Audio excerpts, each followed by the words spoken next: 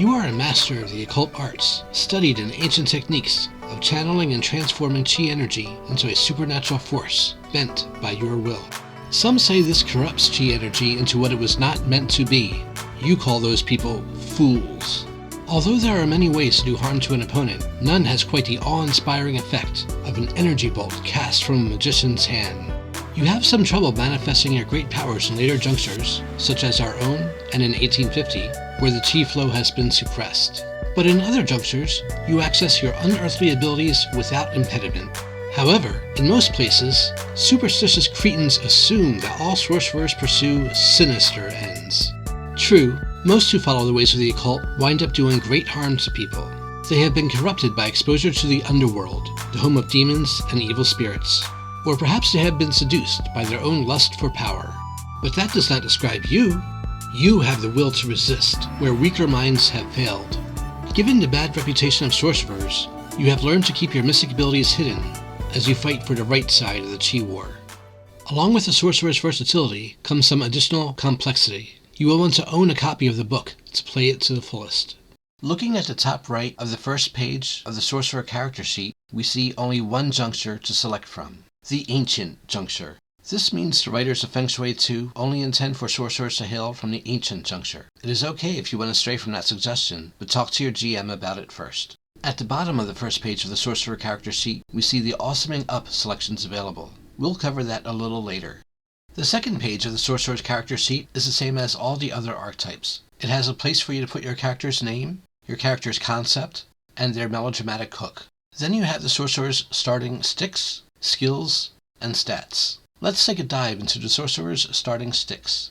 Chi Blast is the sorcerer's standard attack. If this was D&D, Chi Blast would be the warlock's Eldritch Blast. It looks the way you describe, it has some range, and it does damage. FYI, there are sticks you can acquire that, for the price of magic points, can modify Chi Blast to do elemental damage and effects, etc. For this reason, you should avoid describing your basic Chi Blasts with such descriptors. If you do take to describing your basic Chi Blast with such descriptors, it may lessen the drama when you do eventually use those spells. Magnetic Blast is just Chi Blast, but it tells you what happens when you hit a vehicle with it. This is something you might do in a chase scene. The stick Fight Finder is self-explanatory. Leave a comment below about how it was used in your game.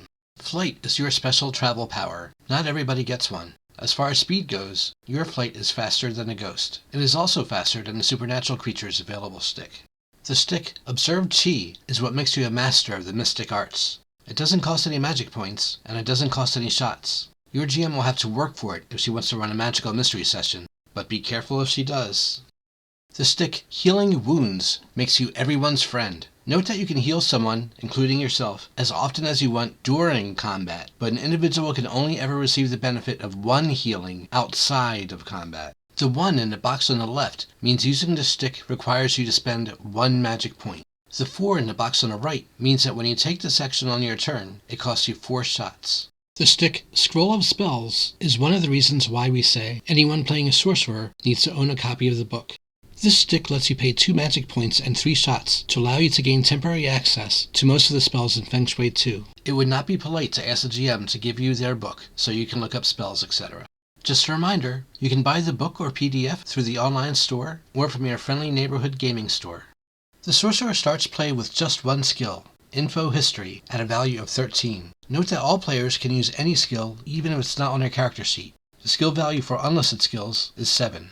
This skill means you are incredibly learned in history. You could be making your living as a well-published writer or well-regarded professor. You know how to research, you know where the best libraries are, and you can summarize historical events and locations more accurately than Wikipedia. Maybe because you were actually there? You know the experts in your field and can contact them in a pinch. Now let's take a look at the sorcerer's stats. The sorcerer's first stat is Sorcery. This is your primary attack, and you use its value when attacking with your Chi Blast and spells, etc. In Feng Shui 2, your primary attack can also be used as a skill. When you use sorcery as a skill, you can reel off the minutiae of your own magical tradition. Later research has perhaps given you a nodding acquaintance with other ways of wielding occult power. You know other magicians and their students, along with various hangers-on drawn to the clandestine sorceress scene. When you need to buy a magical ingredient, implement, or tome, you can find someone to sell it to you. To try to access any of these advantages, you make a sorcery check. The sorcerer does not start with a backup attack. The Sorcerer's defense is 13. This is the number that enemies need to meet or beat in order to hit you. The Sorcerer's toughness is 6. You subtract this value from damage received and mark off the remainder on your wound points tracker.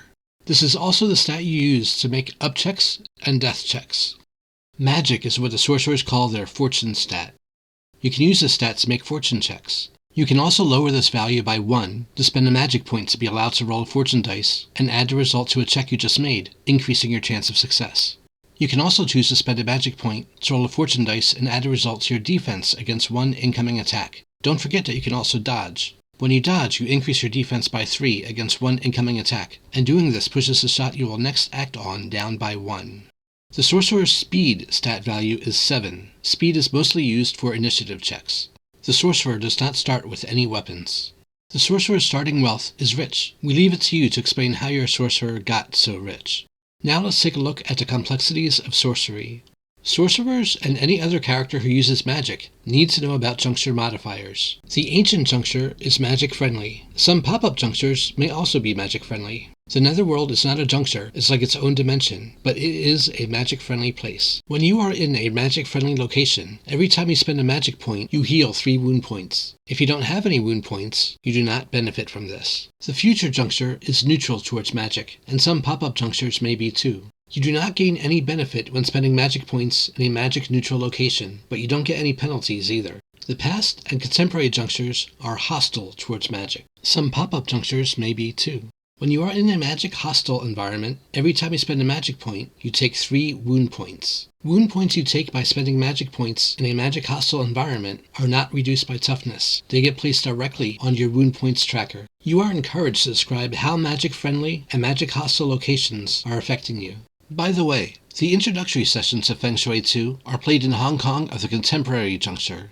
The contemporary juncture is magic hostile, but all of Hong Kong of the contemporary juncture is magic neutral. This is because the game designers did not want to penalize someone for starting play as a sorcerer. Transformed animal characters and supernatural creatures get a similar pass. You can help the GM and other players decide why Hong Kong is magic neutral, if you want. Maybe you had something to do with it? Or your character has heard rumors of the lore behind it? Leave a comment below if your party made a decision about it. Let's talk about magical backlash. Whenever you get a way awful failure on any sorcery check, you suffer a magical backlash. You make sorcery checks whenever you cast a spell or use Chi Blast, etc. You would not risk suffering magical backlash when simply using sorcery as a skill. When you get to Awesome Up, the first choice is to select a stick from one of 6 sorcery specialties: Blast, Divination, Fertility, which should probably have been named Luck, Heal, Movement, and Summoning. There is one final sorcery specialty that is not on the Sorcerer's Awesoming Up list: Influence. Spells of this specialty allow the spellcaster to affect the emotions, thoughts, and sensory input of intelligent beings. I don't know why this is not a choice for sorcerers, but you might be interested to know that it is not on any archetype's Awesoming Up list, not even the Ghost, who starts with a stick in this specialty. It may have been an oversight. I'm sure there is at least one sorcerer out there that would like to play a Loki of old, or the mental manipulating Scarlet Witch. If this is something you want, talk to your GM about it. Reviewing the 71 sorcery sticks is beyond the scope of this video, but I will cover the rest of the sorcerer's Awesoming Up choices. Aside from choosing among the sorcery sticks, there is a selection of thematic skills to select from. You can also choose to increase the value of a skill you already have to 12, and if you already have a skill whose value is 12 or higher, you can increase its value by 1.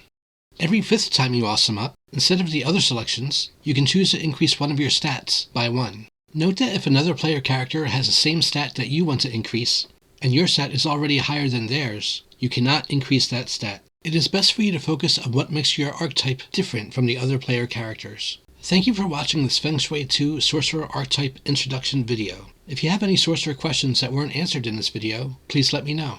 If there is another player archetype you would like me to make a video for, let me know that too. And don't forget to like, share, and subscribe.